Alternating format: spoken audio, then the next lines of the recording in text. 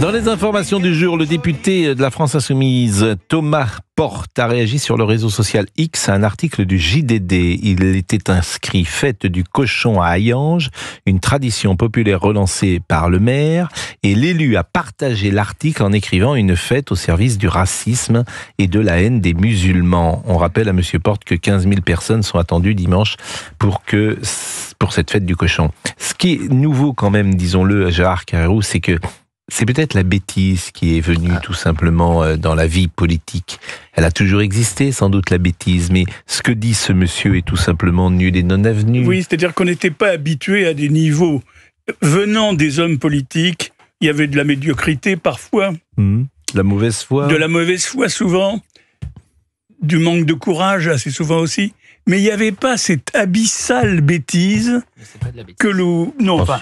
Non, c'est pas de la bêtise. Si. Quand on va s'en prendre aux cochons, en France, on va s'en prendre à la fête des cochons, le pays du cochon. Oui, mais Gérard, ils font ça pourquoi ? Pour polariser. Bien sûr. Ils le font parce ils utilisent tous les moyens de la démagogie la plus absolue pour essayer d'attaquer. Et effectivement, comment utiliser les choses, si vous voulez.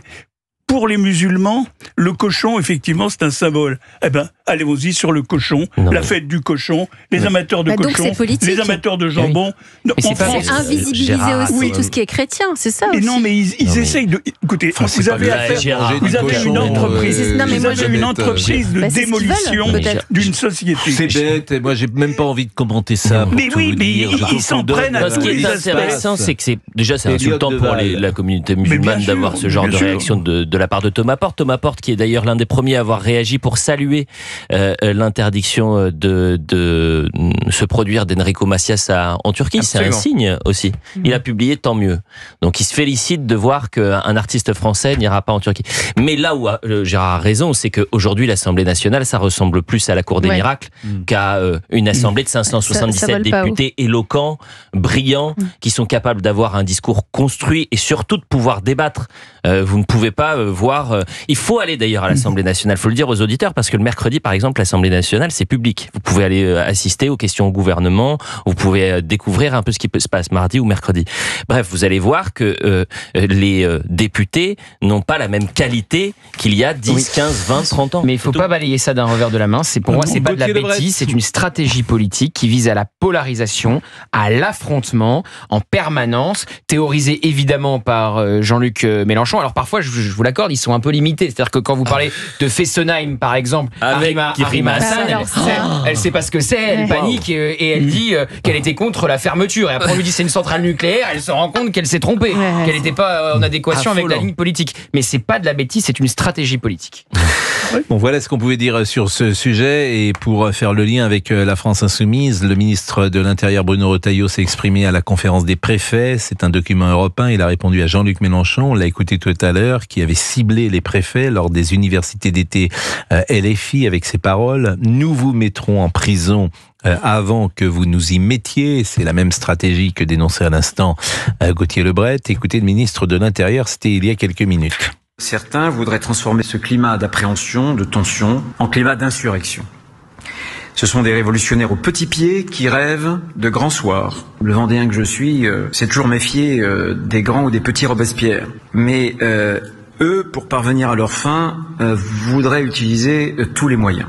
Ce sont des esthètes de la violence qui veulent provoquer, qui veulent insulter, qui menacent à tour de bras. L'ingénieur en chef, vous le connaissez, c'est monsieur Jean-Luc Mélenchon, et le leader Maximo, le gourou des Insoumis, a promis les préfets, dès qu'il arriverait au pouvoir, à la prison. C'est la honte absolue, bien évidemment. Il ne promet pas la prison aux délinquants. Ceux-là, il a pour habitude de les excuser. Il ne promet pas la prison aux haineux de l'antisémitisme. Il a l'habitude de les draguer. La République, ça n'est pas lui. La République, c'est vous. Réponse ferme.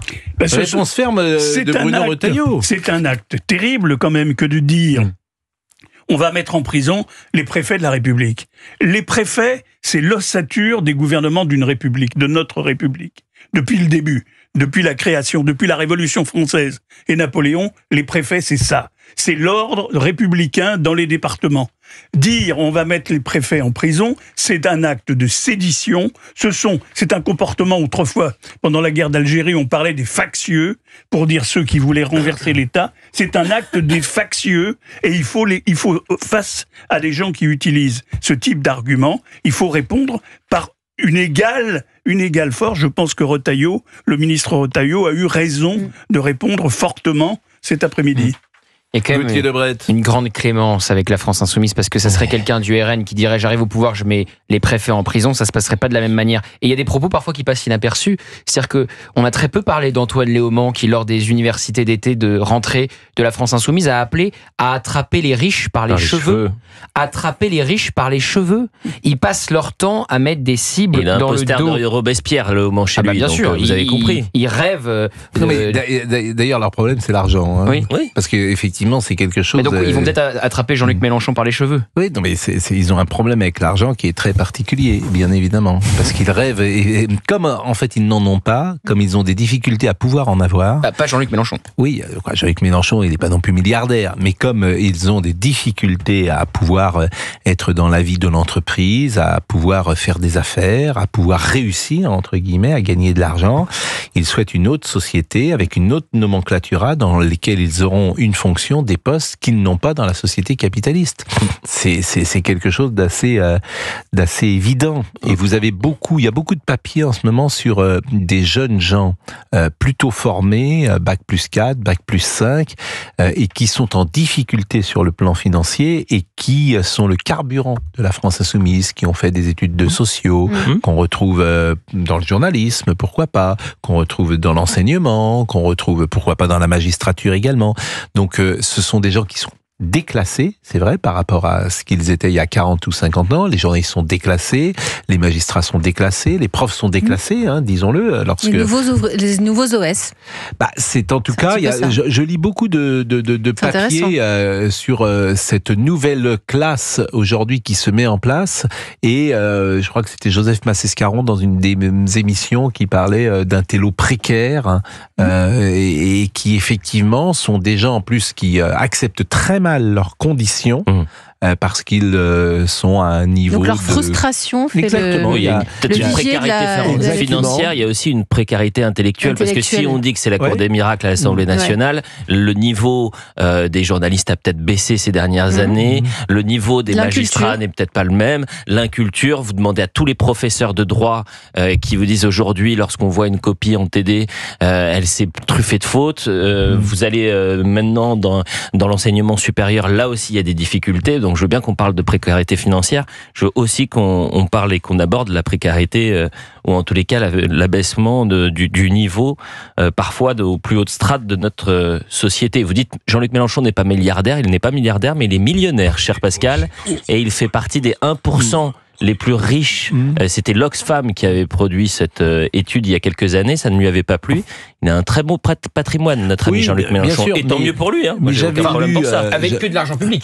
J'avais lu cette masse d'étudiants du supérieur dans les sciences sociales et autres humanités est une bombe à retardement, et j'avais lu ce tweet il y a quelques jours sur l'antenne de CNews. Pourquoi ? Parce qu'il y a un très fort sentiment de supériorité intellectuelle. Ces gens-là disent j'ai fait une thèse de sociologie. Il y a des capacités juste au-dessus de la moyenne, car aucune sélectivité à l'entrée et une barre relativement basse pour passer le diplôme. Il y a 5 ans d'endoctrinement parfois simili-marxiste à l'université, entouré de semblables. Il n'y a aucune qualification monnayable chère sur le marché du travail. Ça, c'est extrêmement important. C'est-à-dire qu'ils ont fait bac plus 5, mais ils peuvent pas se monnayer sur le marché du travail. Il y a une croyance infinie en leur capacité de savoir mieux que les autres comment vivre sa vie et la régimenter, et ayant pour seul espoir de promotion sociale de devenir un super apparatchik dans une administration. Donc ça crée des psychologies. Et ça, c'est assez intéressant parce que c'est c'est les nouveaux gauchos. Bon, ça a toujours existé. Il y a un embryon de classe sociale. Exactement. Ce n'est pas encore une classe sociale, mais c'est une couche sociale intermédiaire qui se développe à grande vitesse. Avec les bacs plus 3, plus 5. Oui, mais les bacs plus 5 en sociologie sans débouchés, ça a toujours existé. Les bacs, mais ça ne rendait pas. Est plus grande aujourd'hui. Ou l'expression de la frustration. Et vous avez, l'expression de la frustration.